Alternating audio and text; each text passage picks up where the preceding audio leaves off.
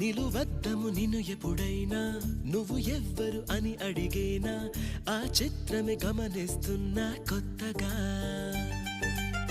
నువ్వు విన్నది నీ పేరైనా నిన్ను కాదని అనిపించేనా ఆ సంగతి కనిపెడుతున్నా వింతగా